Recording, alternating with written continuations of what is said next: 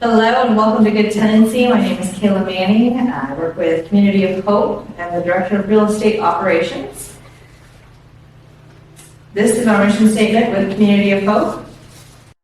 It says to build hope and healthy families through a helping hand program of structured housing, allow families with children to remain together in a safe and decent living environment so that they may grow strong, become self-reliant, transform their lives, and crush the cycle of homelessness and poverty. This is what we stand for as Community of Hope. We are here today along with the City of Titusville and the Rise Up Titusville program. We will be teaching classes throughout this year until the end of September. The first class we have going on is Good Tenancy, which today is day 1, and there will be 3 sessions for this. Next will be Employability Skills in February. The next meeting will be January 22nd, which will be the 2nd session. Please make sure you sign in over here at the table. Also, you can pick up areas of growth form as well as the Community of Hope guidelines for our classes. Please read over those. There is also the list of our upcoming classes so that you can see what we have and the dates and times. It will always be at 3:30 to 4:30. All right. This is our agenda for today. We have the introduction, which we just did. Primary goals, being a good tenant, how we get there, and summary. All right.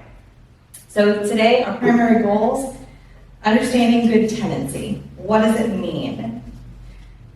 When it comes to being a good tenant, we've all had neighbors that we've complained about to our landlords, the ones who've been loud, the ones who've had animals who they just don't control, they're running around, barking at all hours, the neighbors who've left trash everywhere. We've all had those types of neighbors. So today's class is to learn how to not be those neighbors. So being a good tenant. The first number one thing with being a good tenant is to respect your home. Treat the home you're living in like it's your own. Keep your house in a clean and sanitary condition and fix any maintenance issues in a timely manner. Second is communication. Communication is the key to an effective landlord-tenant relationship. This includes paying rent on time, letting your landlord know of maintenance issues, and also discussing any neighbor issues that you've had to resolve for yourself and things like that. Number 3 is respecting the tenancy agreement. When you sign a tenancy agreement, you're saying that you will abide by the terms for the fixed time of your tenancy. Tenancy agreements often include things discussing the animals you may or may not have on the property, smoking inside the property or on the property, maintenance, and the landlord's expectations overall. Number 3 are rent payments, making sure you make your payments on time or ahead of time, which is obviously preferred. Number 5, happy neighbors. So keeping your neighbors happy is essential to avoid complaints to your landlord. So just like the neighbors you may have complained about, you don't want complaints against you. And that means respecting quiet hours, picking up after yourself, etc. So the next slide is areas of growth. That is the form that I have printed over here. It's something that you can kind of look at and check off, make notes, just to self-evaluate. It's only 4 things that you can continue on and think, what other kind of, ways to be a good tenant. So first one, do I pay rent on time? Think about that. Could I do better? Sometimes landlords will work with bi-weekly payments. Those are great options. Do guests crash and stay for long periods of time? So that's something on some leases, they do not allow you to have extended guests because then it turns into someone else living with you. And if their name's not on the list, sometimes that can end up with the cancellation of your lease because you're in violation. So just be aware of that per your lease agreement. Do I report maintenance issues right away? That's something that's very important. If it's simple, basic maintenance, like changing a light bulb or the batteries in your fire alarm, I was like, the alarm, or anything like that, it's something you can do. But if it's something major, make sure you are getting it taken care of by whoever you're supposed to call, put a form in.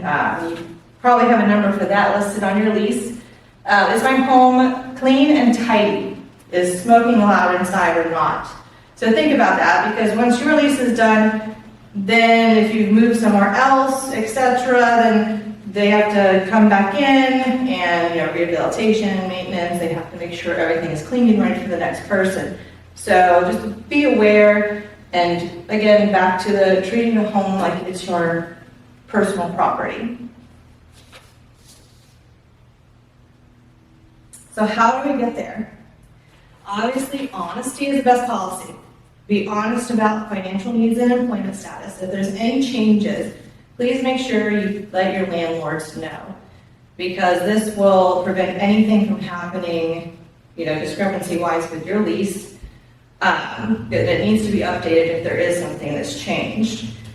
Be honest about maintenance issues or neighbor problems. If there's something with the neighbors that you can't take care of, and you have to bring in a landlord, do so, because they might be able to mediate the situation. And maintenance, if something's broken and you know how it broke, please be honest about it so that way it can be correctly fixed. Your landlord will obviously likely work with you on finding resolution to all of these things. The second thing is accountability, taking responsibility for your home and actions. Work to fix any issues and be proactive in your home rental responsibilities. Just be aware for this one of your lease agreement and tenant agreement. Make sure you read through those and understand exactly what you're supposed to be doing and what you're not supposed to be doing. Acknowledgement. Recognize your lease requirements and following them. Responding to communication with your landlord in a timely manner. If your landlord reaches out to you, make sure you email, text, call back within a timely manner, sometime the same day preferably. That way, you have an open lines of communication.